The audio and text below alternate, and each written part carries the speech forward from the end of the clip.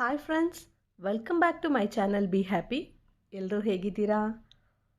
ನಮ್ಮ ವಾತಾವರಣ ಎಷ್ಟು ಚೇಂಜ್ ಆಗಿಬಿಟ್ಟಿದೆ ಅಲ್ವಾ? ಎಷ್ಟು ಮಳೆ ಬರೋಕ್ಕೆ ಶುರುವಾಗಿದೆ. ಹಾಗೆಯೇ ಆಷಾಢದ ಗಾಳಿ ಎಷ್ಟು ಜೋರಾಗಿ ಬೀಸ್ತಾ ಇದೆ. ಸಂಜೆ ಆಗ್ತಾ ಆಗ್ತಾ ಗಾಳಿ ಚಳಿ ಇನ್ನೂ ಜಾಸ್ತಿ ಆಗುತ್ತೆ. ಆಗ ನಮಗೇನು ಅನಿಸುತ್ತೆ ಅಂದರೆ, ಮನೆ ಒಳಗಡೆ ಬೆಚ್ಚಗೆ ಕೂತ್ಕೊಂಡು ಒಂದು ಕಪ್ ಬಿಸಿ ಬಿಸಿ ಟೀ ಜೊತೆಗೆ ಏನಾದರೂ ಸ್ನ್ಯಾಕ್ಸ್ ಮಾಡ್ಕೊಂಡು ತಿಂತಾಯಿದ್ರೆ ತುಂಬ ಚೆನ್ನಾಗಿರುತ್ತೆ ಅನಿಸುತ್ತೆ. ಆದರೆ ಅದು ಹೆಲ್ದಿಯಾಗಿ ಕೂಡ ಇದ್ದರೆ ಇನ್ನೂ ಒಳ್ಳೆಯದಲ್ವಾ? ಇವತ್ತು ಆ ರೀತಿ ಹೆಲ್ದಿ ಆಗಿರೋಂಥ ಒಂದು ಸ್ನ್ಯಾಕ್ನ ಮನೆಯಲ್ಲೇ ಮಾಡ್ಕೊಳ್ಳೋಣ. ಇದನ್ನು ಮಾಡ್ಕೊಳ್ಳೋದಕ್ಕೆ ನೋಡಿ, ನಾನು ಮಿಕ್ಸಿ ಜಾರ್ಗೆ 1 ಇಂಚಷ್ಟು ಶುಂಠಿ, ಹಾಗೆ ಒಂದು 4-5 ಹಸಿರು ಮೆಣಸಿನ್ಕಾಯಿನ ತೊಳೆದು ಹಾಕ್ಕೊಂಡಿದ್ದೀನಿ. 1 ಹಿಡಿಯಷ್ಟು ಪುದೀನ ಮತ್ತು ಸ್ವಲ್ಪ ಕೊತ್ತಂಬರಿ ಸೊಪ್ಪನ್ನ ತೊಳೆದು ಹಾಕ್ಕೊಂಡು ಅದನ್ನು ಒಂದು ಪೇಸ್ಟ್ ಮಾಡ್ಕೊಂಡಿದ್ದೀನಿ.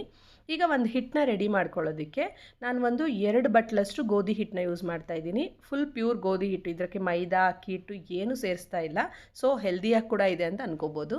ಸ್ವಲ್ಪ ರುಚಿಗೆ ಅಗತ್ಯ ಇರೋಷ್ಟು ಉಪ್ಪು, ಮತ್ತು ಇದು ಸ್ವಲ್ಪ ಜೀರಿಗೆನ ಹುರಿದು ಸಣ್ಣಗೆ ಪೌಡರ್ ಮಾಡ್ಕೊಂಡಿರೋ ಅಂಥದ್ದು.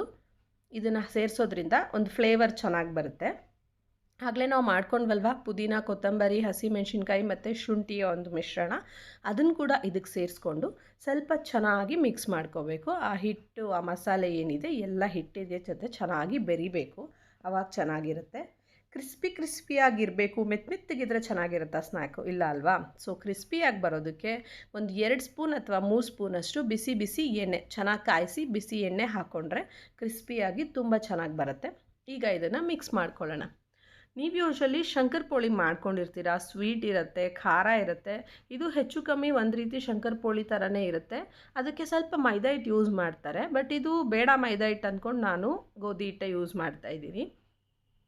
ಗೋಧಿ ಹಿಟ್ಟನ್ನೇ ಸ್ವಲ್ಪ ಜರಡಿ ಆಡಿಸ್ಕೊಂಡು ಯೂಸ್ ಮಾಡಿಕೊಂಡ್ರೆ ಅದು ಕೂಡ ಸ್ವಲ್ಪ ಸ್ಮೂತಾಗಿರುತ್ತೆ. ಸ್ವಲ್ಪ ನೀರಿನ ಅಗತ್ಯ ಇದೆ. ಆ ಮಿಕ್ಸಿ ಜಾರ್ಗೆ ಸ್ವಲ್ಪ ನೀರನ್ನ ಹಾಕ್ಕೊಂಡು ಹಿಟ್ಟನ್ನ ಕಲಿಸ್ಕೊಂಡು ಆ ಹಿಟ್ಟನ್ನ ರೆಡಿ ಮಾಡ್ಕೊಳ್ತೀನಿ. ಮನೆಯಲ್ಲಿ ಮಕ್ಕಳಿರ್ತಾರೆ, ದೊಡ್ಡವರು ಇರ್ತಾರೆ. ಹೆಚ್ಚು ಹೊರಗಡೆ ತಿಂಡಿಗಳನ್ನ ನಾವು ತೊಗೊಂಬಂದು ನಾವು ತಿನ್ನೋದು ಅಥವಾ ಅವ್ರಿಗೆ ಕೊಡೋದು ಬದಲು ಮನೆಯಲ್ಲೇ ಏನಾದರೂ ಸಿಂಪಲಾಗಿ ಟ್ರೈ ಮಾಡ್ಬೋದು. ಇದನ್ನು ನೀವು ಒಂದಿನ ಮಾಡಿಕೊಂಡ್ರೆ ನೀವು 1 ವೀಕ್ ಯೂಸ್ ಮಾಡ್ಬೋದು, ಏನೂ ಹಾಳಾಗೋದಿಲ್ಲ. ಹಿಟ್ಟು ರೆಡಿಯಾಗಿದೆ ನೋಡಿ. ಒಂದು 10 ಮಿನಿಟ್ಸ್ ಅಥವಾ 15 ಮಿನಿಟ್ಸ್ ಅದೊಂದು ಸ್ವಲ್ಪ ನೆನ್ಕೊಳ್ಳೋಕೆ ಬಿಟ್ಟು ಅದಾದಮೇಲೆ ಇದನ್ನು ನಾವು ರೆಡಿ ಮಾಡ್ಕೋಬೋದು. ಒಂದು ದಪ್ಪನಾಗಿ ಚಪಾತಿ ಹಿಟ್ಟಿನ 2ರಷ್ಟು ಅಥವಾ 3ರಷ್ಟು ಹಿಟ್ಟನ್ನ ತೊಗೊಂಡು ಒಂದೇ ಸಲ ಇದನ್ನು ನೀಟಾಗಿ ಲಟ್ಟಿಸ್ಕೋಬೇಕು. ಇದಕ್ಕೆ ಯಾವ್ದಾದ್ರು ಮೌಲ್ಡ್ ಇದ್ದರೆ ಯೂಸ್ ಮಾಡ್ಕೋಬೋದು ಕಟ್ ಮಾಡೋದಕ್ಕೆ. ಏನಿಲ್ಲ ಅಂದರೆ ನಾರ್ಮಲ್ ಚಾಕುವಲ್ಲೇ ನಿಮಗೆ ಯಾವ ಶೇಪ್ ಬೇಕೋ ಆ ಶೇಪ್ ಕಟ್ ಮಾಡ್ಕೋಬೋದು. ಗೋಧಿ ಹಿಟ್ಟನ್ನೇ ಯೂಸ್ ಮಾಡಿಕೊಂಡು ಇದನ್ನು ಲಟ್ಟಿಸ್ಕೊಳ್ತಾ ಇದ್ದೀನಿ. ಸಂಡೇ ಯೂಶಲಿ ಫ್ರೀ ಇರ್ತಾರೆ ಮನೇಲೂ. ಎಲ್ಲೂ ಹೊರಗಡೆ ಹೋಗಿಲ್ಲ ಅಂದರೆ ಯಾವುದಾದ್ರೂ ಒಂದು ಈ ಥರ ಸಿಂಪಲ್ ಆಗಿರೋವಂಥ ಸ್ನ್ಯಾಕ್, ಏನಂತ ಕಷ್ಟ ಇಲ್ಲ, ಇದು ಆರಾಮಾಗಿ ಮಾಡ್ಕೋಬೋದು. ಒಂದು 20 ಮಿನಿಟ್ಸ್ ಯೂಸ್ ಮಾಡಿದ್ರೆ ತುಂಬ ಚೆನ್ನಾಗಿ ಒಂದು ಸ್ನ್ಯಾಕ್ ರೆಡಿ ಆಗುತ್ತೆ. ಮಾಡಿಟ್ಕೊಂಡ್ರೆ ವಾರ ಪೂರ್ತಿ ಖುಷಿಯಾಗಿ ಎಲ್ಲರೂ ತಿನ್ಕೋಬೋದು ಡೈಲಿ. ನೋಡಿ, ಈ ರೀತಿ ನಿಮ್ಗೆ ಇಷ್ಟ ಬಂದಿರೋ ಅಂಥ ಶೇಪಲ್ಲಿ ಕಟ್ ಮಾಡ್ಕೋಬೋದು. ಇದೇ ಶೇಪ್ ಅಂತ ಏನಿಲ್ಲ. ತುಂಬ ದಪ್ಪಗೆ ಏನಾದರೂ ಲಟ್ಸ್ಕೊಂಡ್ರೆ ಕಷ್ಟ ಆಗುತ್ತೆ, ಅದು ತಿನ್ನೋಕ್ಕೂ ಅಷ್ಟು ಚೆನ್ನಾಗಿರಲ್ಲ. ಎಣ್ಣೆಯಲ್ಲಿ ಅದು ಬೇಗನೆ ಬೇಯಲ್ಲ. ಸ್ವಲ್ಪ ತೆಳ್ಳಗೆ ನಾರ್ಮಲ್ ಚಪಾತಿಗಿಂತ ಒಂಚೂರು ದಪ್ಪ ಇರಲಿ, ಅಷ್ಟು ತೀರಾ ತೆಳ್ಳಗೆ ಇದ್ರೂ ತುಂಬ ಕಟುಮ್ ಅನ್ನಂಗೆ ಆಗಿಬಿಡುತ್ತೆ. ಚಪಾತಿಗಿಂತ ಒಂದು ಸ್ವಲ್ಪ ದಪ್ಪ ಇದ್ದರೆ ಓಕೆ.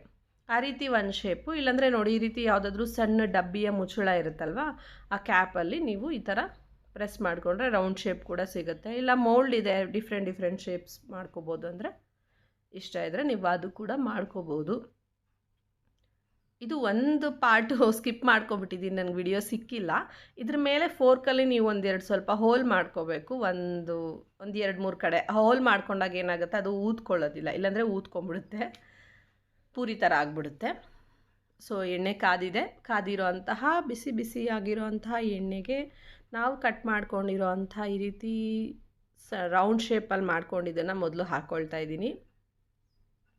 ಇದಕ್ಕೆ ಏನು ಹೆಸರಿಡ್ಬೋದು, ಮಸಾಲ ಶಂಕರಪೋಳಿ ಅಂತ ಹೇಳ್ಬೋದು. ಬಟ್ ಅದಕ್ಕೆ ಹೇಳಿದ್ನಲ್ವ, ಮೈದಾ ಎಲ್ಲ ಯೂಸ್ ಮಾಡ್ತಾರೆ. ಒಂಚೂರು ಸ್ವಲ್ಪ ಅದರಲ್ಲೇ ಇದು ಸ್ವಲ್ಪ ಡಿಫ್ರೆಂಟ್ ಆಗಿದೆ. 2 ಕಡೆನೂ ಸ್ವಲ್ಪ ಚೆನ್ನಾಗಿ ಫ್ರೈ ಮಾಡ್ಕೋಬೇಕು. ಸ್ವಲ್ಪ ಅದು ರೋಸ್ಟ್ ಆದ್ರೇ ಕ್ರಿಸ್ಪಿ ಆಗೋದು.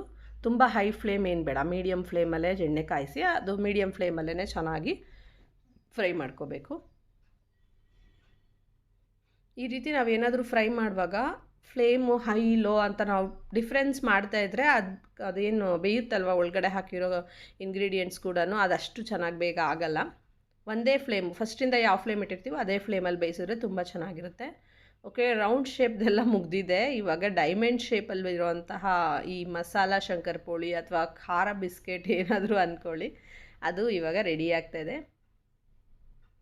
ಎಷ್ಟೋ ಡಿಶ್ಗಳು ನಾವು ಹೊಸದಾಗಿ ಟ್ರೈ ಮಾಡ್ತೀವಿ, ಬಟ್ ಅದಕ್ಕೆ ಏನು ಹೆಸರಿಡೋದಂತಲೇ ಗೊತ್ತಾಗಲ್ಲ. ಸೊ ಫೈನಲಿ ಈವ್ನಿಂಗ್ ಟೈಮಿಗೆ ಒಂದು ಟೇಸ್ಟಿ ಆಗಿರೋ ಅಂತಹ ಕ್ರಿಸ್ಪಿ ಆಗಿರೋ ಅಂತಹ ನೋಡಿ ಎಷ್ಟು ನೀಟಾಗಿ ಕಟ್ಟಾಗ್ತಾ ಇದೆ. ಸ್ನ್ಯಾಕ್ ರೆಡಿ ಆಗಿದೆ. ನೀವು ಕೂಡ ಒಂದ್ಸಲಿ ಮಾಡ್ಕೊಳ್ಳಿ. ಟೀ ಟೈಮ್ಗೆ ಎಲ್ಲರೂ ಇಷ್ಟಪಡ್ತಾರೆ ಅಂತ ನಾನು ಅಂದ್ಕೊಂಡಿದ್ದೀನಿ. ನಿಮಗೆ ಇಷ್ಟ ಆಯಿತಾ ಇಲ್ವಾ ಅಂತ ಕಮೆಂಟ್ ಬಾಕ್ಸಲ್ಲಿ ಕಮೆಂಟ್ ಮಾಡಿ ತಿಳಿಸಿ. ಈ ವಿಡಿಯೋ ನಿಮಗೆ ಇಷ್ಟ ಆದರೆ ಲೈಕ್ ಮಾಡಿ. ನಿಮ್ಮ ಫ್ರೆಂಡ್ಸ್ ಕೂಡ ಈ ರೆಸಿಪಿ ಮಾಡಿಕೊಂಡು ಅದನ್ನು ತಿಂದು ಎಂಜಾಯ್ ಮಾಡಬೇಕು ಅಂತ ನಿಮಗೆ ಆಸೆ ಇದ್ದರೆ ನಿಮ್ಮ ಫ್ರೆಂಡ್ಸಿಗೆ ಕೂಡ ಶೇರ್ ಮಾಡಿ. ಇನ್ನೊಂದು ವಿಷಯ ಏನಂದರೆ ನನ್ನ ಚಾನಲ್ನ ಸಬ್ಸ್ಕ್ರೈಬ್ ಮಾಡ್ಕೊಳ್ಳೋದು ಮರಿಬೇಡಿ, ಯಾಕಂದರೆ ಇಂಥ ರೆಸಿಪೀಸ್ ಇನ್ನೂ ಬರ್ತಾನೆ ಇರುತ್ತೆ.